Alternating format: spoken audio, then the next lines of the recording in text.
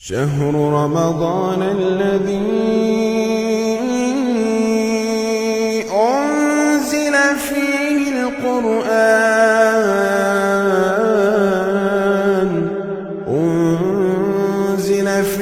القرآن هدى للناس وبينات من الهدى والفرقان. السلام علیکم ورحمۃ اللہ وبرکاتہ.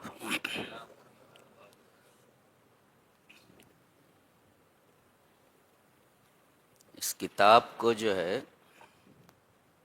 وہ جنتر منتر کی کتاب بنایا ہوا مسلمانوں نے. سن رہے نہ کچھ سمجھتا ہے نہ کچھ سمجھ میں آتا ہے. زندگی بھر بیل کے بیل ہی رہتے ہیں. تبدیلی کیسے آئے گی زندگی میں؟ کوئی جنتر منتر کی کتاب تھوڑی ہے، سمجھنے کی کتاب ہدایت ہے. اور رمضان بعد وہ سننے کے لیے بھی پتہ نہیں رہتا کہاں گئے. تو کنویں کے میڈک مت بنو، سدھر جاؤ ذرا اچھی طرح سے. تم لوگوں کو دیکھو تو افسوس ہوتا ہے کیا زندگی ہے.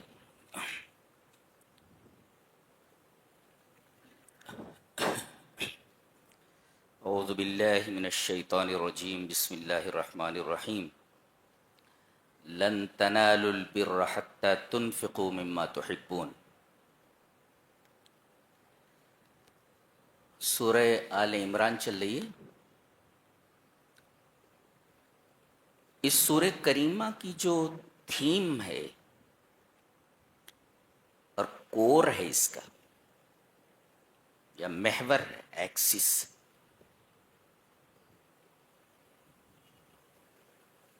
وہ یہ ہے کہ ایمان اور جس کی چوٹی توحید ہے، جس سے زیادہ گراں مایا، جس سے زیادہ قیمتی کوئی شے نہیں ہو سکتی، اس ایمان اور توحید کو مسلمانوں کی زندگی سے نکالنے کے لیے ہمیشہ مخالفین کی طرف سے دو طریقے اپنائے گئے ہیں، ایک شبہات کے اور ایک شہوات کے. آج دنیا میں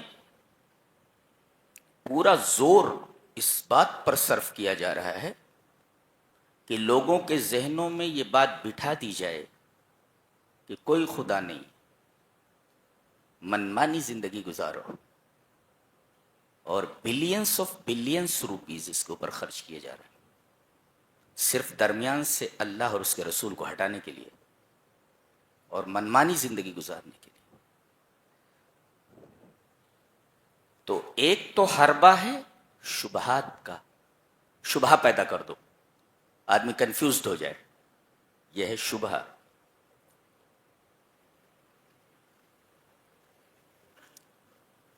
اس سے بچنے کے لیے اس سورہ کریمہ میں بہت سارے طریقے بتائے گئے. ایک طریقہ یہ ہے دعا کا. دعا کا طریقہ،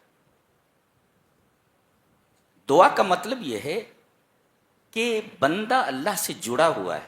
بھئی دعا کرنے کا مطلب یہ ہے کہ آپ مانگ رہے ہیں نا اللہ سے، آپ ہیں اور اللہ ہے، تو گویا کہ بندہ اللہ سے جڑا ہوا ہے. اور دعا مانے پکارنا، تو بندہ اللہ سے جڑا ہوا ہے. آپ دیکھیں کہ شروع ہوئی میں ایک دعا بتائی گئی ہے اور راسخین فی العلم کی.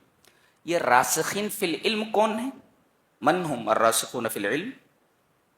کہتے ہیں راسخون فی العلم کہتے ہیں ہم اہل الیقین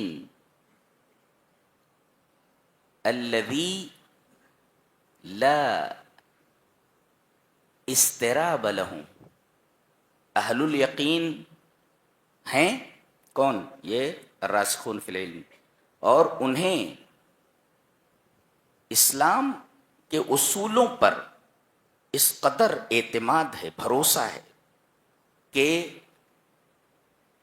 ان کے دل ڈگمگاتے نہیں، کتنے بھی شبہات ڈالو. ان کو کہتے راسخون فی العلم. الراسخون فی العلم ہم اہل الیقین الثابت لا استراب له. جو کنفیوز نہ ہو، انہیں راسخون فی العلم کہا جاتا ہے. وہ دعا کرتے ہیں کیا؟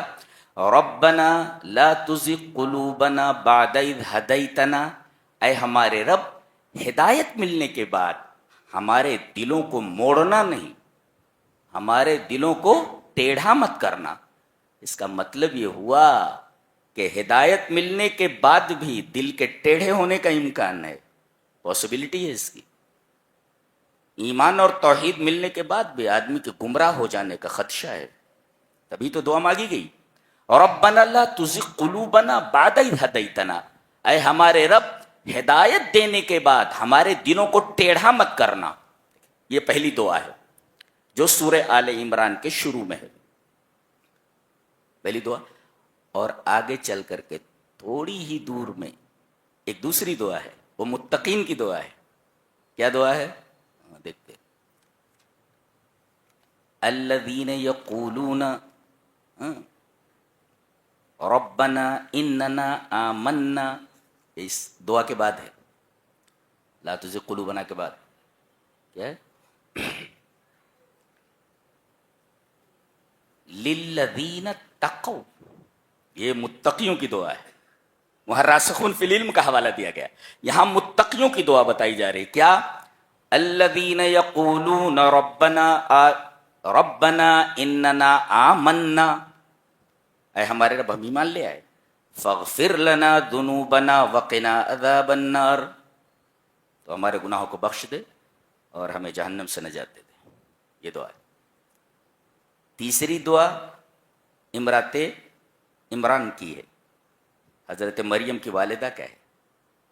انہوں نے نظر مانی تھی کہ میرے رب جو بچہ میرے پیٹ میں ہے میں تیرے گھر کی نظر کرنا چاہتی ہوں، تیرے گھر کا خادم بنانا چاہتی ہوں. ہوئی لڑکی، دعا کر رہی ہیں فتقبل منی، میرے رب اس لڑکی ہی کو اپنی راہ میں قبول فرما لے. یہ دعا ہے کن کی؟ مریم کی والدہ کی. یہاں وہ دعا نقل کی گئی ہے، فتقبل منی، میرے رب اب یہ لڑکی ہے، اس لڑکی کو تو اپنی راہ میں قبول فرما. اللہ تبارک تعالیٰ نے ارشاد فرمایا فتقبلها ربها بقبول حسن، قبول حسن سے نوازا گیا ان کو. نیت اچھی ہو تو چھوٹی چیز بھی اللہ کی نگاہ میں بڑی ہو جاتی ہے. کتنی بڑی بات ہے. لڑکی کو اللہ نے قبول فرمایا اپنے راستے میں. یہ دعا فرما رہی ہیں، کہہ رہی ہیں رب انی نذرت لک ما فی بطنی محررا فتقبل منی، میری بیٹی کو قبول فرما، میرے بچے کو قبول فرما. آگے حضرت زکریا کی دعا ہے. جی کیا دعا ہے؟ دعا یہ ہے ہنالک دعا زکریا ربہ، یہاں زکریا نے اپنے رب سے دعا کی. قال رب ہب لی من لدنک ذریۃ طیبۃ انک سمیع الدعاء، میرے رب پاک اولاد عطا فرما. نالائق اولاد نہیں، نالائق نہیں، بچے عطا کر تو نیک بچے، پاک بچے عطا فرما. جی جی. اور جہاں یہ سورہ آل عمران ختم ہو رہی ہے وہاں اولو الالباب کی دعا ہے، دماغ والوں کی. اور 5 مرتبہ ربنا ہے، اور 5 مرتبہ ربنا کے بعد ڈائریکٹ اللہ نے فرمایا فاستجاب لہم، تم نے ربنا ربنا کہہ کر کے 5 بار مجھے پکارا، تمہاری دعا قبول کر لی. تو پڑھو جہاں یہ سورہ کریمہ ختم ہو رہی ہے. سمجھ میں آیا؟ ہاں. اور بیچ میں ان جیالوں کی دعا ہے جو دشمن کے مقابلے میں کھڑے ہو گئے اور انہوں نے دعا کی. ان کی دعا دیکھو. یہ وہ جیالے ہیں جو اعلاء کلمت اللہ کے لیے باطل کے مقابلے میں کھڑے ہو گئے چٹان بن کر کے. دعاء الامم السابقہ، امم سابقہ کے پچھلی قوموں کے وہ جیالے جو دشمنوں کے سامنے اعلاء کلمت اللہ کے لیے کھڑے ہو گئے. دعا کر رہے ہیں وما كان قولهم الا ان قالوا ربنا اغفر لنا ذنوبنا واسرافنا في امرنا وثبت اقدامنا وانصرنا على القوم الكافرين. اے ہمارے رب ہم ان کے سامنے کھڑے ہوئے ہیں تو ہمارے قدموں کو جما دے. اللہ تو پوری سورہ کریمہ یہ بتا رہی ہے کہ دعا سے کبھی بھی غافل نہ ہو، دعا سے کبھی بھی غافل نہ ہو، اس لیے کہ تمام عبادات میں سب سے زیادہ اہم اور اللہ سے سب سے زیادہ قریب کرنے والی چیز اگر کوئی ہے تو وہ دعا ہے، سب سے بڑی عبادت ہے۔ اگر کسی عبادت سے دعا کو نکال دیا جائے تو عبادت کہاں ہے؟ نماز دیکھو، از اول تا آخر دعا ہی دعا ہے، دعا ہی دعا ہے۔ کسی بھی عبادت سے اگر دعا کو نکال دیا جائے وہ عبادت نہیں رہ جاتی۔ جی جی جی۔ تو شروع سے آخر تک دعا مانگنے کا حکم دیا گیا ہے، ذکر کیا گیا ہے۔ یہ ایک تھیم ہے اس سورہ کریمہ کی۔ اب آئیے شروع کرتے ہیں یہاں سے۔ فرمایا گیا لن تنالوا البر حتى تنفقوا مما تحبون، اس کا جو مطلب لیا جاتا ہے وہ مطلب تو ہے، ایک مطلب اور بتا رہا ہوں، ایک مطلب اور بتا رہا ہوں۔ تم بر کو نہیں پا سکتے جب تک کہ تم اپنا مال محبوب یا اپنی محبوب چیز ایسا کرو۔ مال محبوب ٹھیک ہے، محبوب چیز اللہ کی راہ میں خرچ نہ کرو۔ By no means shall you attain al-birr unless you spend that of which you love۔ جو چیز آپ کو بہت زیادہ محبوب ہے، جب تک آپ اللہ کی راہ میں خرچ نہیں کرتے آپ البر نہیں پا سکتے۔ البر، what is the meaning of البر؟ البر الجنہ، جنت نہیں پا سکتے جب تک کہ تم اپنی محبوب چیز خرچ نہ کرو۔ جی جی، باہر نکل کر کے دیکھو، باہر نکل کر کے دیکھو، تراویح چل رہی ہے، قرآن سنایا جا رہا ہے، قرآن کی باتیں بتائی جا رہی ہیں، کپڑے خرید رہے ہیں لوگ، چائے پی رہے ہیں بیٹھ کر کے، ایک اعلیٰ چیز کو چھوڑ کر کے ایک حقیر چیز کو لینا، یہ انسان کی دناعت اور اس کی خست اور اس کی کم ظرفی اور اس کے انتہائی نیچ ہونے کی دلیل ہے۔ ایسے لوگوں کو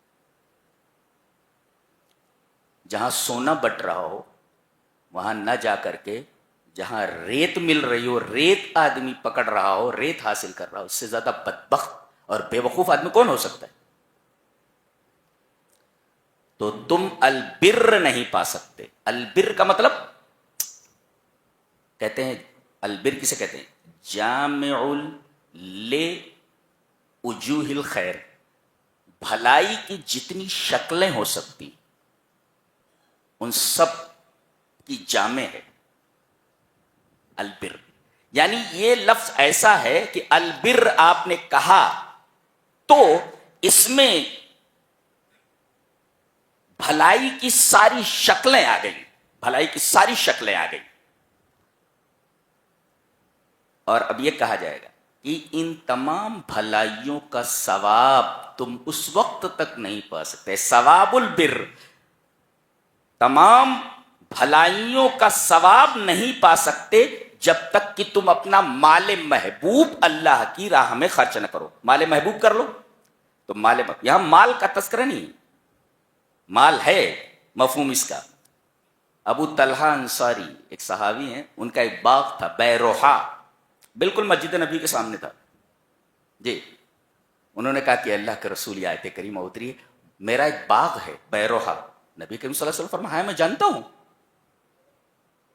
کہا کہ اللہ کے رسول میں اس مال محبوب کو اللہ کی راہ میں دینا چاہتا ہوں۔ اتنا قیمتی باغ تھا، نبی کریم صلی اللہ علیہ وسلم نے تعجب سے فرمایا مال رابح، مال رابح، یہ تو نفع بخش مال ہے، نفع بخش مال ہے۔ کہا کہ اللہ کے رسول وہ مال مجھے، وہ باغ مجھے بہت زیادہ محبوب ہے اور میں اپنی اس محبوب چیز کو اللہ کی راہ میں دینا چاہتا ہوں۔ اللہ کے رسول صلی اللہ علیہ وسلم نے ان کے رشتہ داروں میں، اقربا اور اعزا میں باغ کی آمدنی کو تقسیم کر دیا۔ اس کا ایک معنی اور بھی ہے، اپنی محبوب چیز جب تک تم اللہ کی راہ میں خرچ، اور انسان کا سب سے محبوب اگر کہا جائے کہ سب سے محبوب کام اور سب سے محبوب چیز اگر کوئی ہے تو وہ وقت ہے.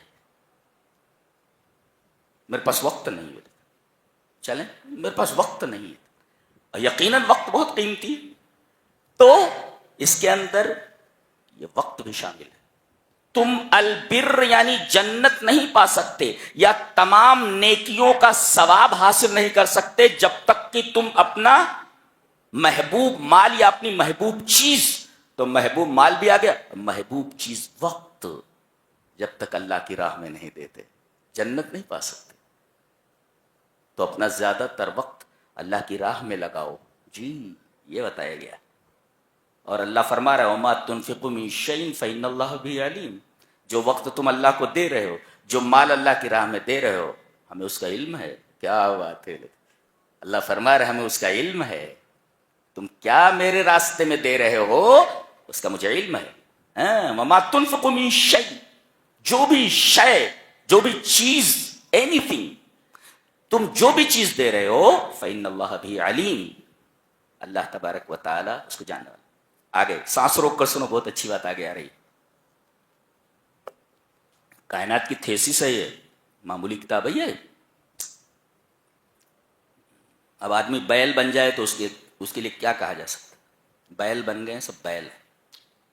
یہاں یہودیوں کے 2 اعتراضات کے جوابات دیے جا رہے ہیں. پہلا اعتراض یہ ہے کہ اے محمد صلی اللہ علیہ وسلم, تم کہتے ہو کہ تم دین ابراہیم کے پیرو, تم دین ابراہیمی کے متبع ہو, تو تم ابراہیم علیہ السلام کو کہاں مان رہے ہو؟ کہا وہ کیسے؟ کہا کہ حضرت ابراہیم علیہ السلام کی شریعت میں اونٹ کا گوشت اور دودھ حرام تھا. آپ تو اونٹ کا گوشت کھاتے ہیں, اس کا دودھ پیتے, تو آپ دین ابراہیمی پر کہاں ہیں؟ یہ پہلا سوال تھا. یہ دیکھو, یہ الجھنیں پیدا کرنے والے ہیں, اور یہود ہمیشہ ایسا کنفیوژن دنیا میں پھیلاتے رہے. یہ دیکھو کنفیوژن ہے یہ, کہ دین ابراہیمی میں اونٹ کا گوشت اور دودھ حرام تھا, آپ اونٹ کا گوشت اور دودھ استعمال کر رہے ہیں, تو آپ دین ابراہیمی کے پیرو کدھر ہیں, متبع کہاں ہیں, اس کے فالوور کہاں ہیں ان کے؟ اللہ تبارک تعالیٰ نے اس کا جواب دیا. تو کتنا پیارا جواب ہے. کل الطعام کان حلا لبنی اسرائیل الا ما حرم اسرائیل علی نفسه من قبل ان تنزل التوراۃ. کیا بات ہے, نبی کو تاریخ کا علم نہیں ہے, آپ کوئی ہسٹری کے عالم نہیں تھے, لیکن ہسٹری بتائی جا رہی ہے. کیا بات کہی جا رہی ہے؟ حضرت ابراہیم علیہ السلام کے مذہب میں, ان کی شریعت میں اونٹ کا گوشت اور دودھ حرام تھا. فاتوا بالتوراۃ فتلوها ان کنتم صادقین. لاؤ تورات دکھاؤ, تورات لاؤ, پڑھ کر کے بتاؤ, یہ دیکھو کہاں لکھا ہوا ہے, آ کر کے بتاؤ. ایسا چیلنج کرنا ایک سچا نبی ہی کر سکتا ہے, جو پڑھا لکھا نہ ہو. الذی لا یقرأ ولا یکتب, وہ کیسے کہہ سکتا ہے تورات لاؤ اور پڑھ کر بتاؤ کہاں لکھا ہوا ہے؟ یہ آپ کے سچے رسول ہونے کی دلیل ہے. اب فرما رہے ہیں تورات لاؤ, فاتوا بالتوراۃ فتلوها ان کنتم صادقین. اگر تم اپنے اس دعوے میں سچے ہو تو تورات لاؤ اور بتاؤ پڑھ کر کے. اور کہا گیا کہ حضرت ابراہیم علیہ السلام کب کے ہیں؟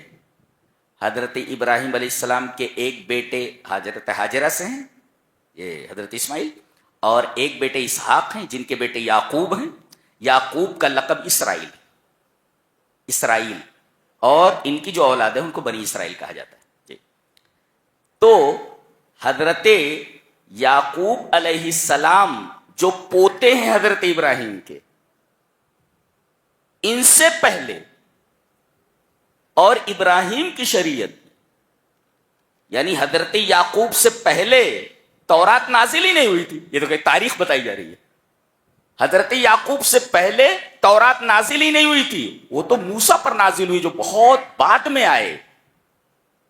تو یہ تاریخی غلطی تمہاری ہے, ہماری نہیں. تورات یہ موسیٰ پر اتری ہے, جو بہت بعد میں ہیں حضرت یعقوب اور حضرت ابراہیم کے. من قبل ان تنزل التوراۃ, تورات کے اترنے سے پہلے, تورات کے اترنے سے پہلے حضرت اسرائیل نے اپنے اوپر اونٹ کا گوشت اور دودھ حرام کر لیا تھا. وہ کیسے ہوا؟ ابراہیم علیہ السلام کی شریعت میں تو اونٹ کا گوشت اور دودھ حلال تھا. یہ جو ہیں آپ کے پوتے حضرت یعقوب، ان کو عرق النساء کی بیماری ہو گئی تھی.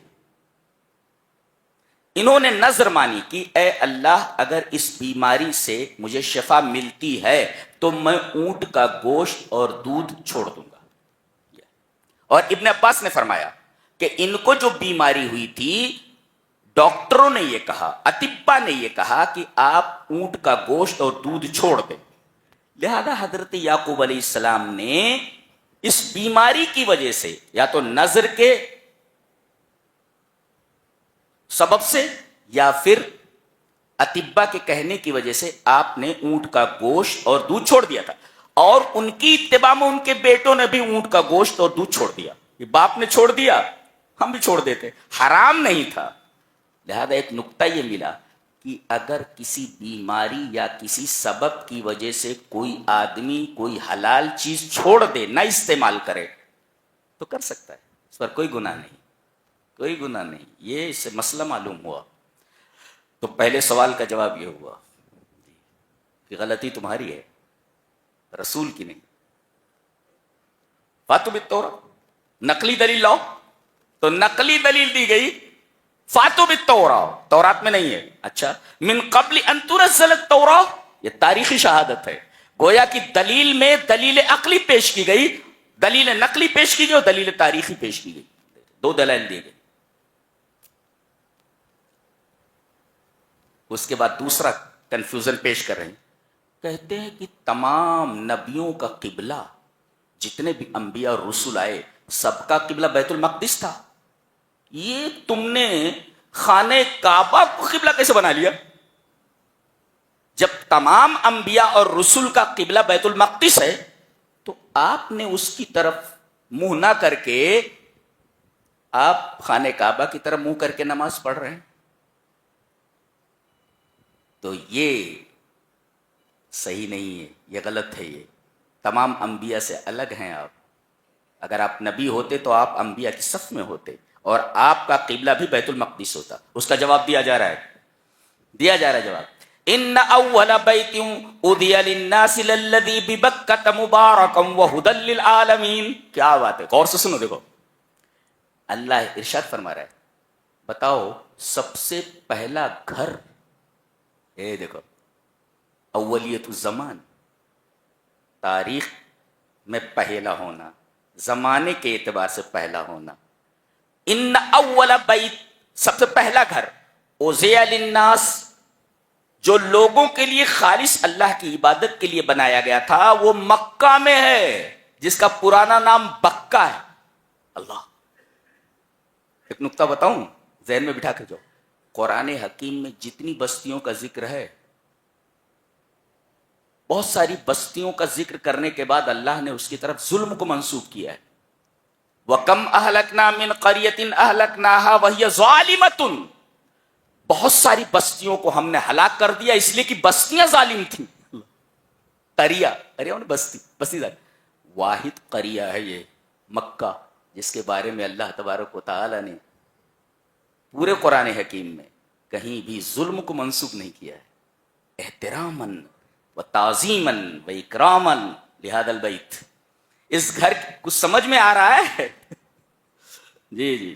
تو اس گھر کی تعظیم اور اس کے اکرام کے لیے اللہ تبارک و تعالی نے مکہ کی بستی کی طرف ظلم کو منسوب نہیں کیا ہے. جی کتنی عظیم بات ہے یہ.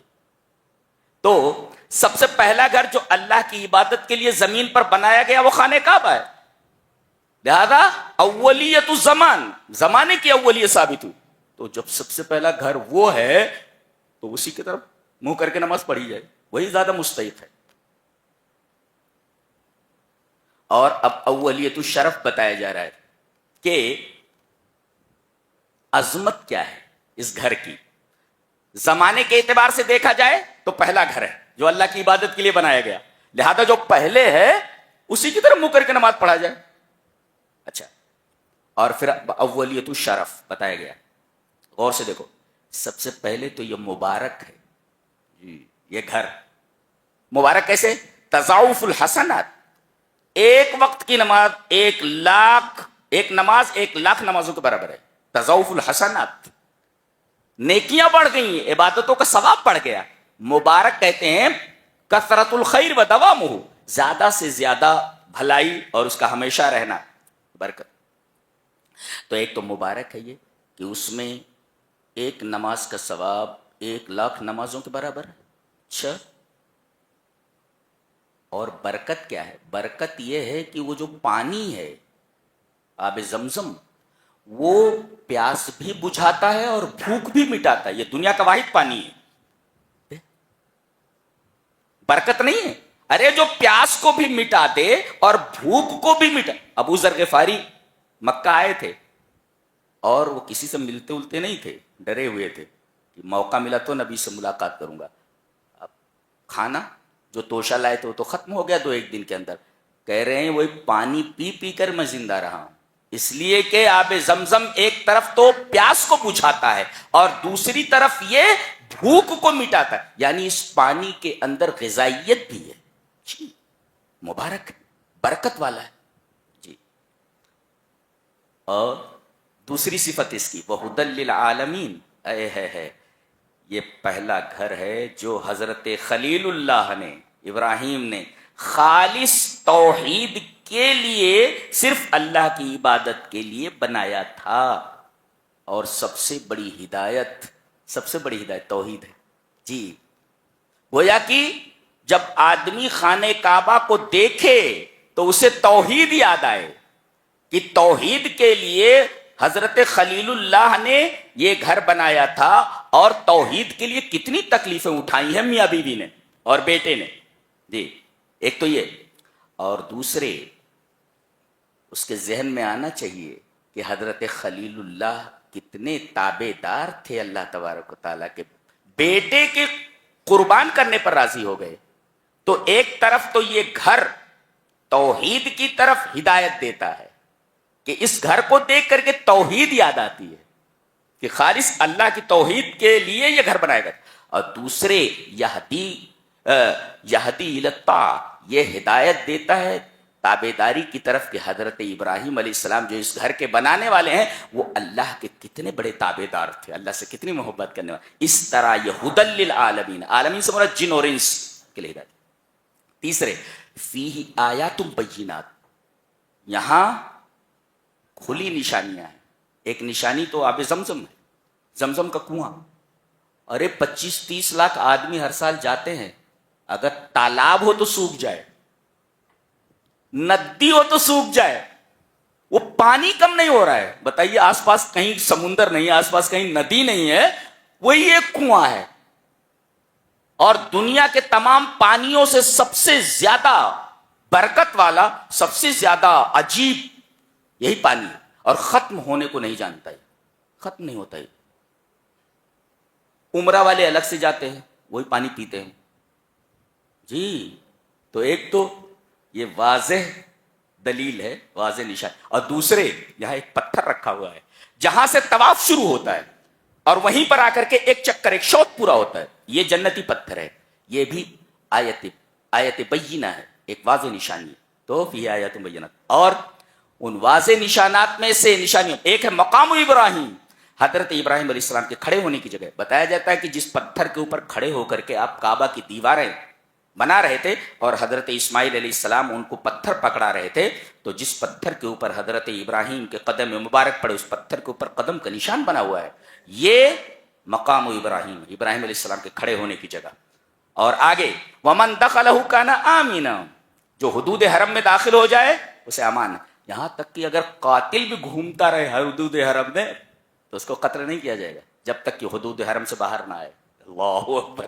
ومن دخلہ کان آمنا، جی جو اس میں داخل ہو جائے وہ امان پا گیا.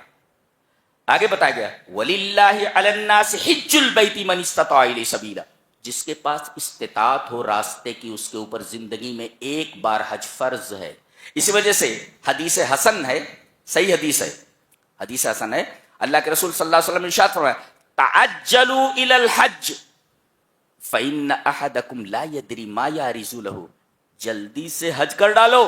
تعجلوا الى الحج، جلدی سے حج کر ڈالو، اس لیے کہ آدمی کو پتا نہیں کہ کون سی مشکل اس کے اوپر آ پڑے، صحت خراب ہو جائے، مال چھن جائے، تو حج جلدی سے کر ڈالو، اس لیے کہ آدمی کو پتا نہیں ہے کہ کون سی مصیبت اس کے اوپر آن پڑے، لہذا حج کرنے میں جلدی کرو. تعجلوا الی الحج فإن أحدکم لا يدری ما یارز لہ، اس کے اوپر کیا تکلیف آ سکتی ہے، لہذا حج کرنے میں جلدی کرو.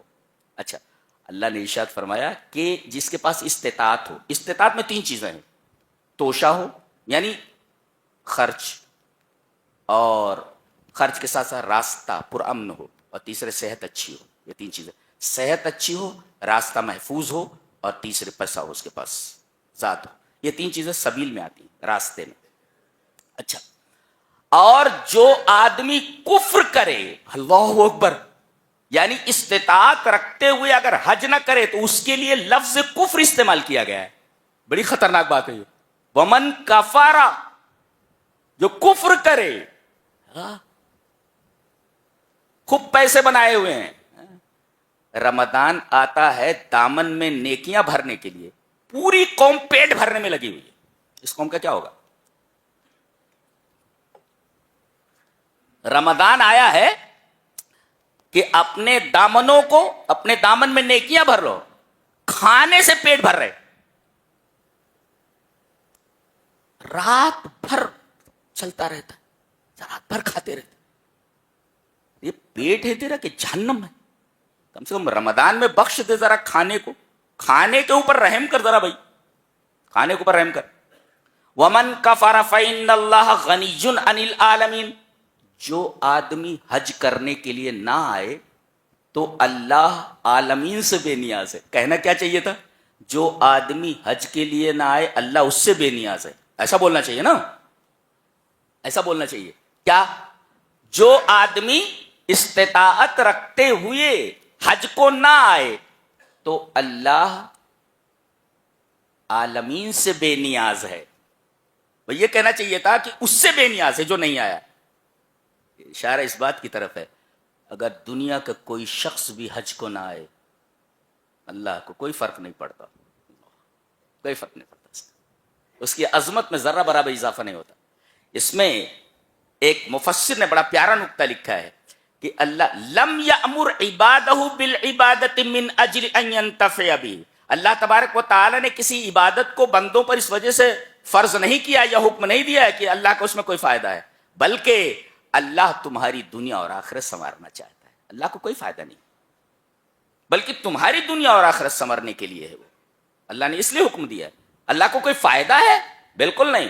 وہی کہا گیا فإن اللہ غنی عن العالمین. اور ایک حدیث دیکھو، ایک سوال کیا گیا نبی سے، سئل النبی صلی اللہ علیہ وسلم این اللہ، اللہ کہاں ہے؟ قبل ان یخلق السماوات والارض، زمینوں اور آسمانوں کو پیدا کرنے سے پہلے کہاں تھا؟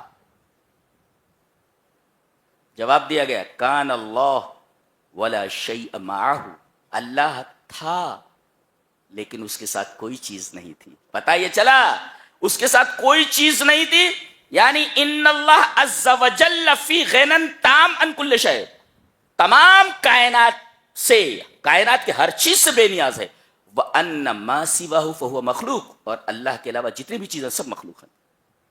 اللہ تھا، اس کے ساتھ کوئی چیز نہیں تھی. اس کا مطلب اللہ پوری کائنات سے بے نیاز ہے. سبحان اللہ سبحان اللہ سبحان اللہ.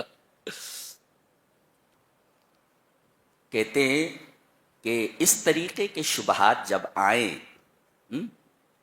اللہ نہیں ہے، مرنے کے بعد زندگی نہیں ہے، وغیرہ وغیرہ، اس طریقے کے شبہات آئیں تو کیا کرنا چاہیے مومنین کو، وہ بتایا جا رہا ہے، علاج بتایا جا رہا ہے اس کا. ایسے شبہ آئے تو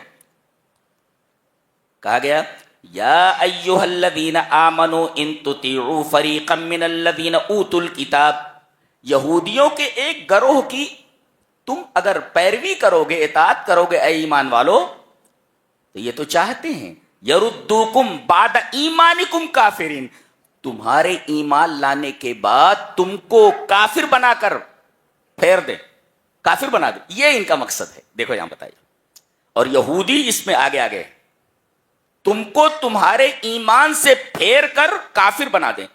یردوکم بعد ایمانکم کافرین، تمہارے ایمان کے بعد تمہیں کافر بنا کر لوٹا دیں، یہ ان کا مقصد ہے. تو علاج کہ یہ تمہارے اوپر ان کا داؤں نہ چل سکے، تمہارے اوپر ان کا حربہ کارگر نہ ہو، بتایا گیا وَكَيْفَ تَكْفُرُونَ، کیسے انکار کر سکتے ہو تم، ایمان سے کیسے پھر سکتے ہو، وَأَنْتُمْ تُتْلَى عَلَيْكُمْ آيَاتُ اللَّهِ، تمہارے اوپر اللہ کی آیتیں تلاوت کی جاتی ہیں، وَفِيكُمْ رَسُولُ، اور تمہارے درمیان اللہ کا رسول ہے. پتہ یہ چلا کہ اللہ اور اس کے رسول سے جڑ جاؤ، قرآن حکیم سے جڑ جاؤ، اور اللہ کے رسول صلی اللہ علیہ وسلم کی احادیث سے جڑ جاؤ. دو باتیں کہی گئی. وَكَيْفَ تَكْفُرُونَ، تم انکار کیسے کر سکتے ہو، ایمان لانے کے بعد کفر کیسے کر سکتے ہو جب دو چیزیں تمہارے درمیان ہیں.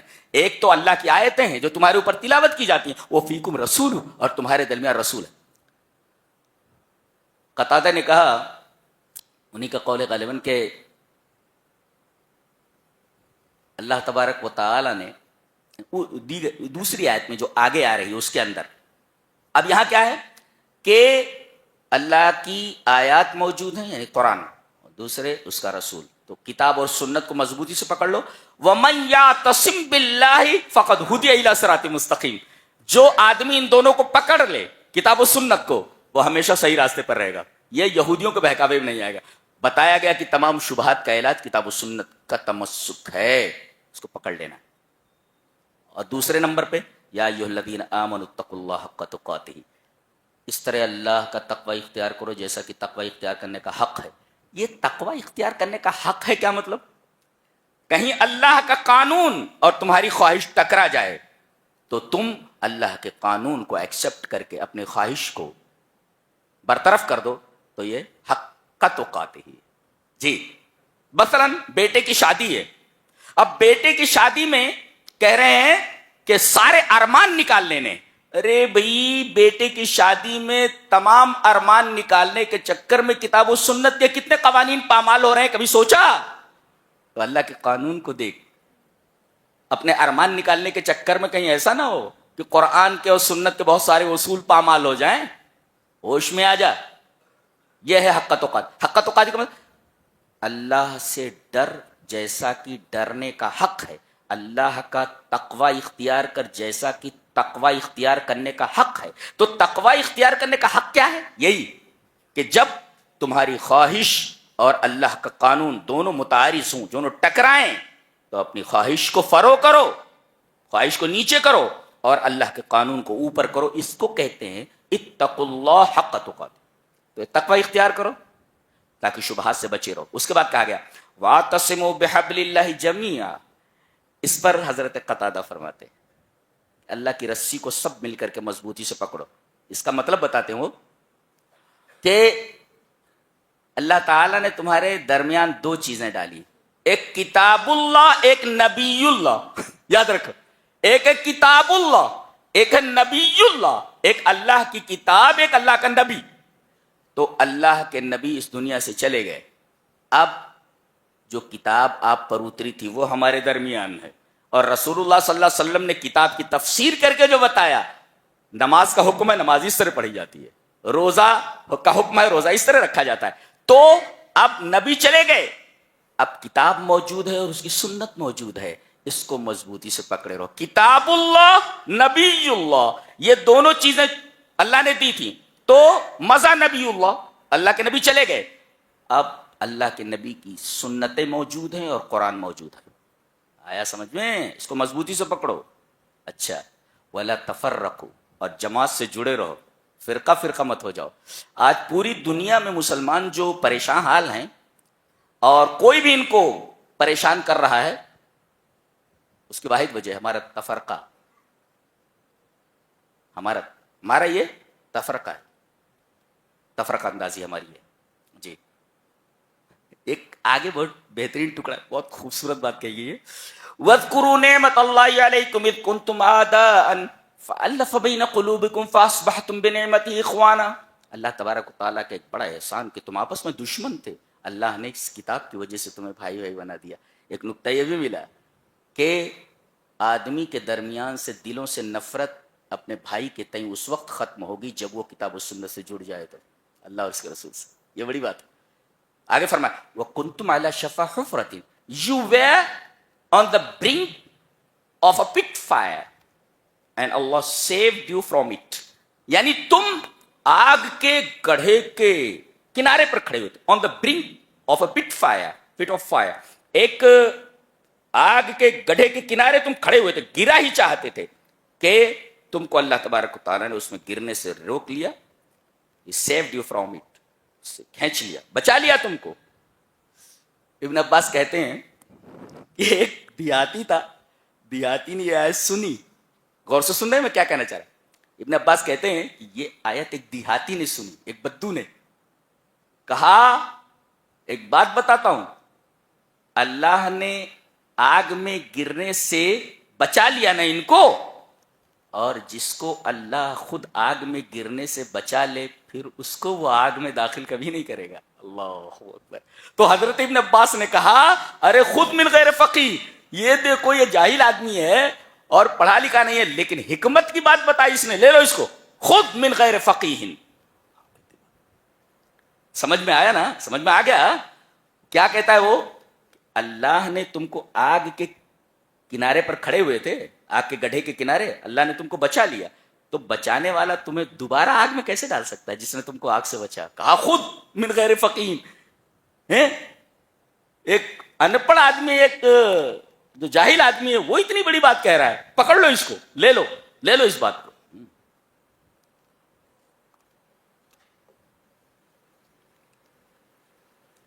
उसके बाद एक बड़ी प्यारी बात कही जा रही है.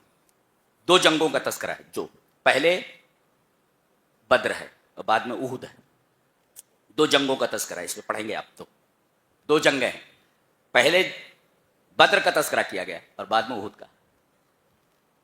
बद्र में 313 है और तादाद भी कलील है और सामाने जंग भी बहुत थोड़ा है.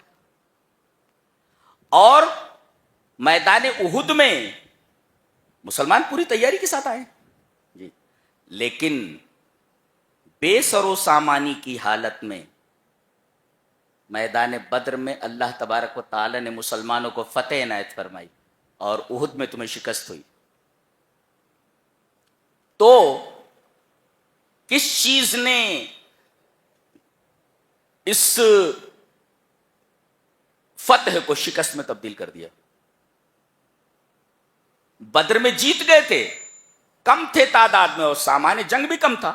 उहुद में पूरी तैयारी के साथ आए थे, तुम्हारी तादाद भी ज्यादा थे, हार कैसे गए.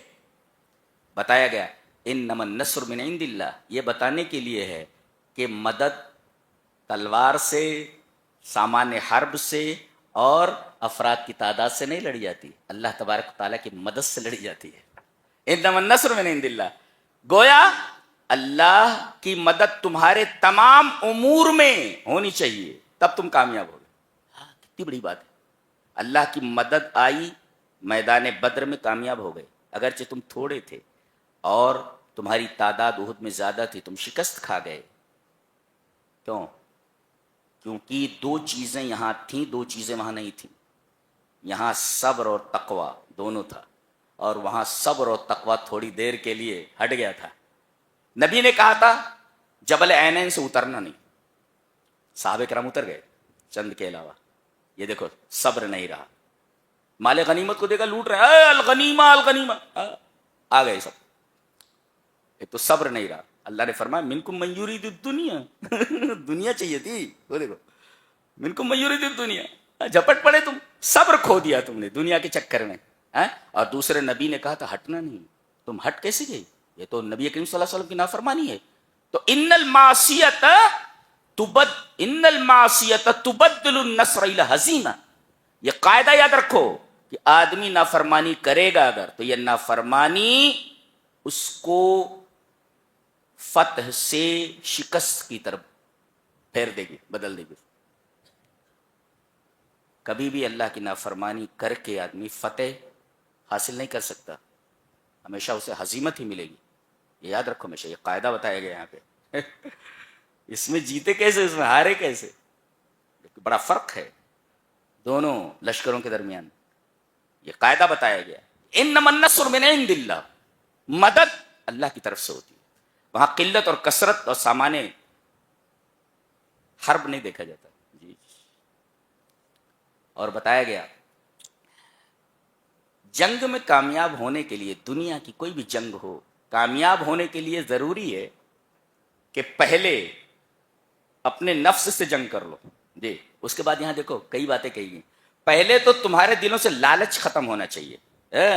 بتایا گیا یا ایھا الذین آمنوا لا تاکلوا الربا اضعافا مضاعفا، اے ایمان والو سود در سود مت کھاؤ. جی جی، یہ دیکھو لالچ ہے، یہ تمہارے اندر سے لالچ ختم ہونی چاہیے. اور سود خور سب سے بڑا لالچی ہوتا ہے دنیا میں،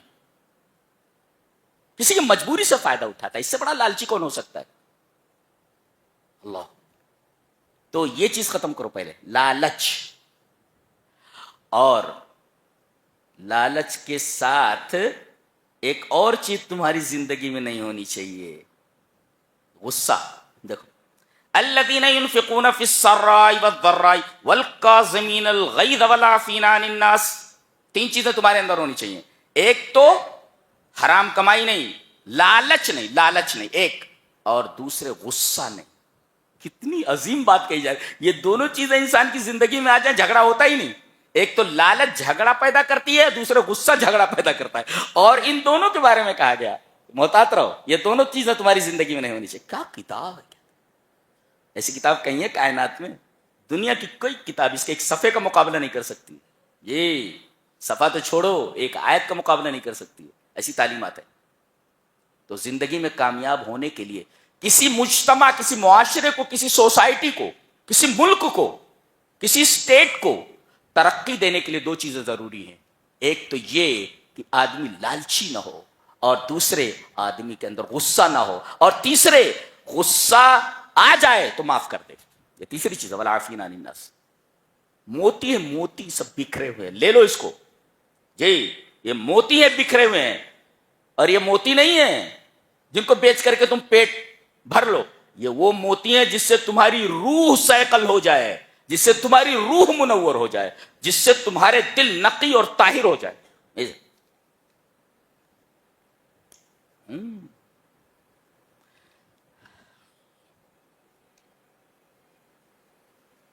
تو یہ 2 جنگوں کا تذکرہ تھا، اور دونوں کے درمیان مقارنہ تھا، کمپیریزن تھا دونوں کے درمیان. جی.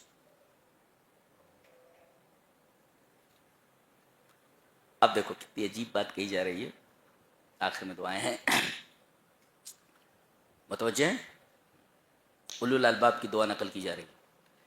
ان فی خلق السماوات والارض واختلاف اللیل والنہار لآیات لأولی الالباب الذین یذکرون اللہ قیاما وقعودا وعلی جنوبہم ویتفکرون فی خلق السماوات والارض ربنا ما خلقت هذا باطلا سبحانک فقنا. یہ کلام ہے، سب کلام ہے. بات ایسی ہوتی، دیکھو ایسی بات اس طرح بھی بات کرتا ہے. کیا انداز ہے، کیا اسلوب، کیا ٹیک ہے. پڑھتا ہوں اسے.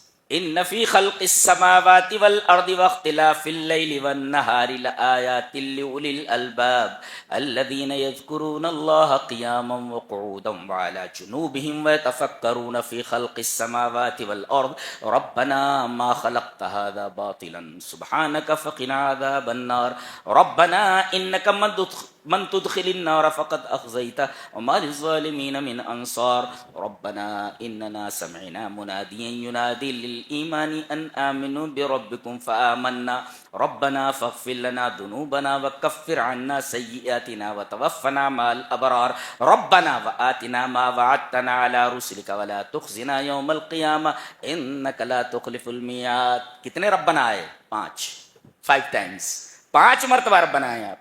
اور 5 مرتبہ ربنا کہہ کر کے، اے ہمارے رب کہہ کر کے بندے نے مانگا، اللہ نے فرمایا فاستجاب لہم، ہم نے اس بندے کی دعا کو قبول کر لیا. سبحان اللہ. جب بندہ دعا کرتا ہے میرے رب میں بہت پریشان ہوں، میرے رب میں بہت تکلیف ہے، میرے رب زندگی بوجھ بن گئی، میرے سمجھ میں نہیں آتا کیا کروں، میرے رب کوئی راستہ بتا. راستہ کھل جاتا، راستہ کھل جاتا. دعا کو لازم پکڑو، واللہ کہتا ہوں. اب مانگنے کا طریقہ بھی تو ہونا چاہیے، مانگنے کا طریقہ ہونا چاہیے. رب تعالیٰ کو آنسو بہت پسند، معلوم ہے آپ کو؟ جی جی. رات کی تنہائی میں تاریکی میں سجدے میں گر کر کے رب تعالیٰ سے اگر کوئی چیز مانگی جائے سوال ہی پیدا نہیں ہوتا کہ اسے خالی ہاتھ لوٹایا جائے. یہ دربار ایسا نہیں ہے خالی ہاتھ لوٹا دیا جائے. بندہ مانگے اور نہ ملے ایسا ہوتا نہیں. 5 مرتبہ ربنا کہہ کر کے. یہ کن کی دعا ہے؟ ربنا ربنا اولو الالباب. اس کا مطلب یہ ہے کہ جو اللہ سے ربنا کہہ کر کے دعا نہیں مانگتے وہ اولو الالباب نہیں ہے، بیوقوف لوگ ہیں، گھامڑ لوگ، گھامڑ جن کے پاس عقل نہیں. یہ عقل والوں کو اولو الالباب نے عقل والے. جو دعا نہیں مانگتا وہ بیوقوف آدمی. اس سے زیادہ بیوقوف کون ہو سکتا ہے؟ اچھا اب دیکھو اولو الالباب جو عقل والے ہیں بتایا گیا کہ وہ 3 چیزیں کر رہے ہیں. وہ ایک تو یہ الذین یذکرون اللہ قیاما وقعودا وعلی جنوبہم ویتفکرون فی خلق السماوات والارض. ایک تو وہ زمین اور آسمان کی تخلیق میں غور کرتے ہیں. ہاں کبھی ہو رات میں تو چھت کے اوپر چلے جاؤ یا باہر نکل جاؤ، زمین کو دیکھو، جہاں تک چلے جاؤ زمین تمہارے نیچے، جہاں تک جاؤ آسمان سقف محفوظ کی طرح ہے، چھت کی طرح تمہارے اوپر ہے. تم کہیں بھی جاؤ یہ زمین پیچھا نہیں چھوڑتی اور یہ آسمان پیچھا نہیں چھوڑتا. جی ستاروں کو دیکھو، کتنے بڑے بڑے ستارے ہیں، دوربینیں تھک تھک جاتی ہیں، میتھمیٹکس کے پیمانے تھک تھک جاتے ہیں کہ کتنی دوری پر یہ ستارے موجود ہیں.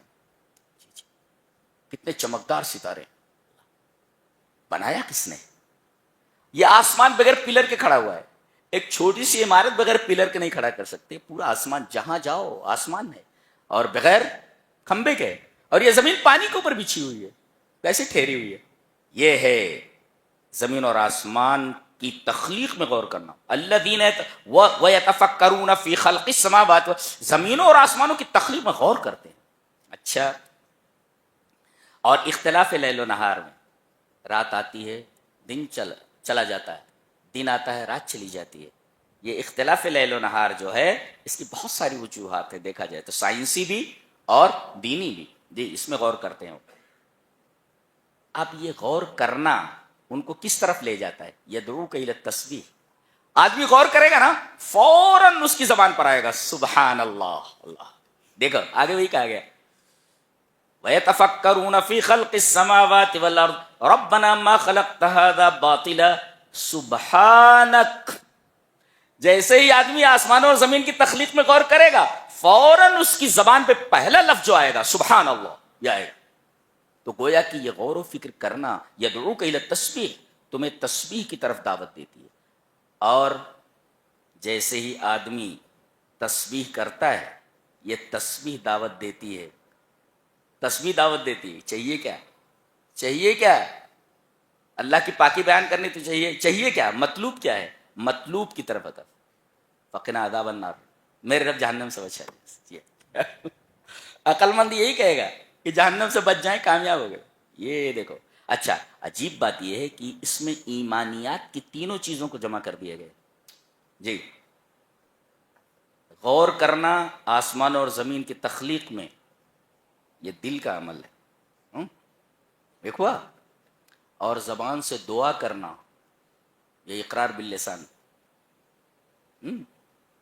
اور اس کے بعد قیام و مقعودن بیٹھے کھڑے پہلوؤں کے اوپر اللہ کا ذکر کرنا یہ عمل بالجوارح ہے. اور ایمان میں 3 ہی چیزیں ہوتی ہیں.